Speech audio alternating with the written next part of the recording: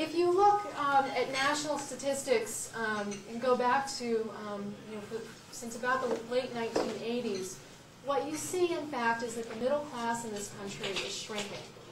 The share of the nation's income flowing to the broad middle has been declining, and meanwhile we have growing numbers of families that are working poor, who work full-time but simply cannot earn enough to get by.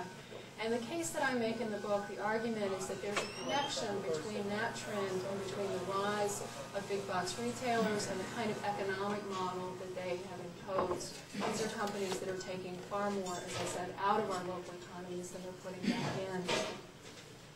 As we give up our independent businesses, our communities also become more and more dependent on distant corporations who don't necessarily have the same kind of long-term commitment to the places that they do business that local owners do.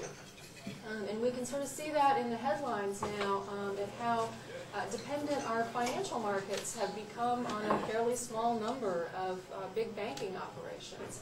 And the fact that you can have just a few big companies collapse, and it can have this huge wave of effects on so many places across the country.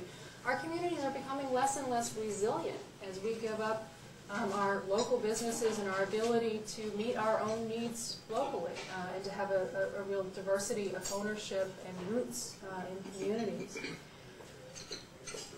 The other big thing that I think is an important point to make about the implications of these trends is that as we lose independent businesses and as the big boxes sort of take over, it's really undermining the community fabric of the places that we live. It's really changing community life.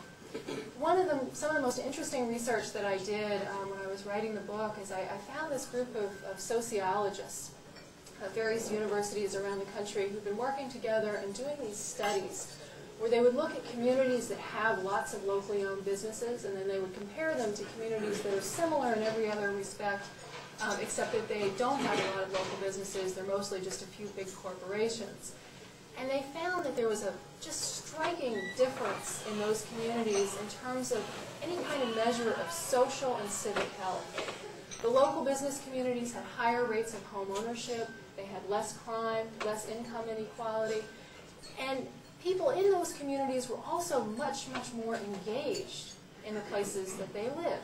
They belonged to neighborhood and community and social groups in much greater numbers. They went out to school board meetings and city council meetings more often, and they actually even voted more often than people in the communities that are really dominated by big corporations.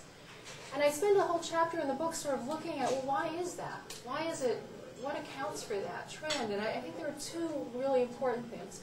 One is that local business owners are often incredibly engaged in their communities. For them, the place that they do business is not simply a source of income, it's also the place that they live.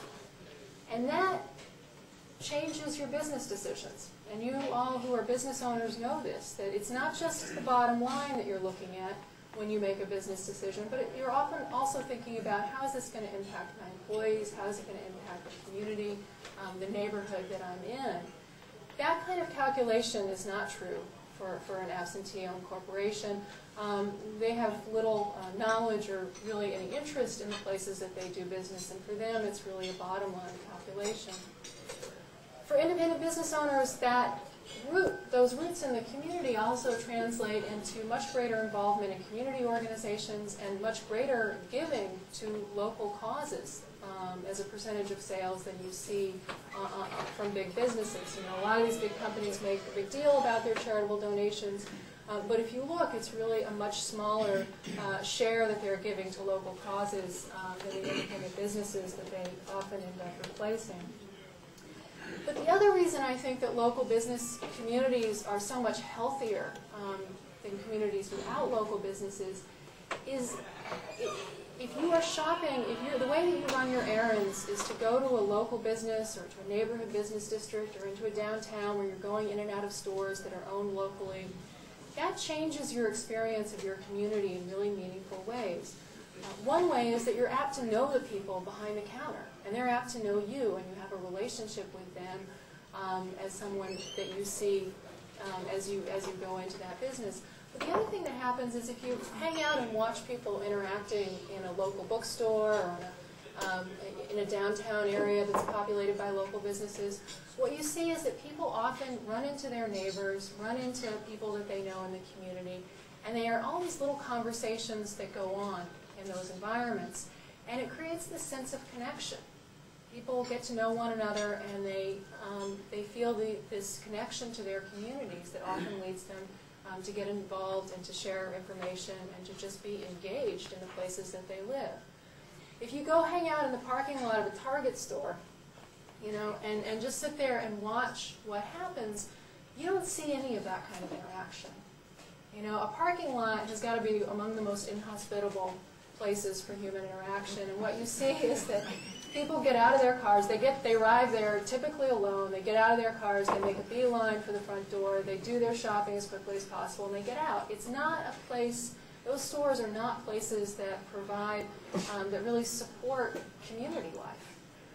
And I think that's another key factor of why communities that lack local businesses, people are disengaged and more alienated and not really involved in the places that they live. And lastly, I think, you know, aside from the economic issues and the community issues, even simply as consumers, we ought to be really wary about this trend that's been going on.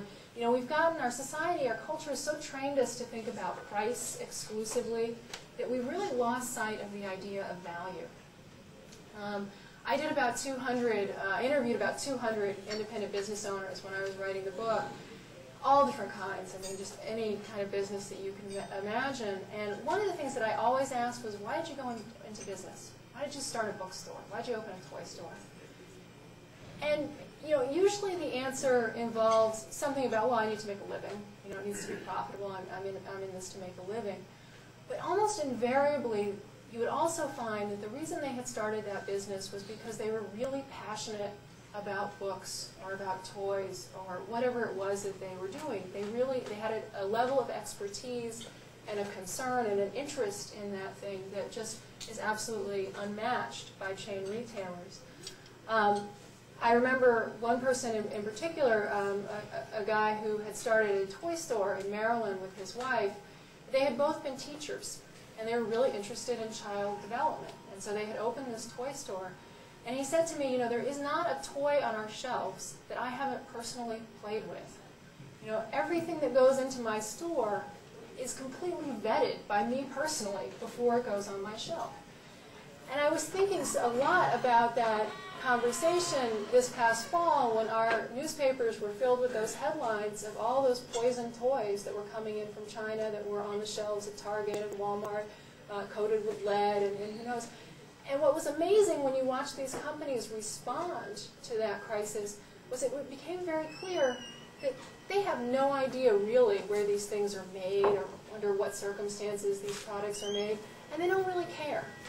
You know, for Walmart, it isn't about toys. They're not interested in toys. They're interested in dollars per square foot. And if it's not toys, they'll put in something else. They're not interested in the products that they sell at all. It's how many dollars a square foot can we generate. And they're really not interested in you as the customer either. You're instrumental in them making money, but that's it. It's not really ultimately about your needs or your satisfaction either.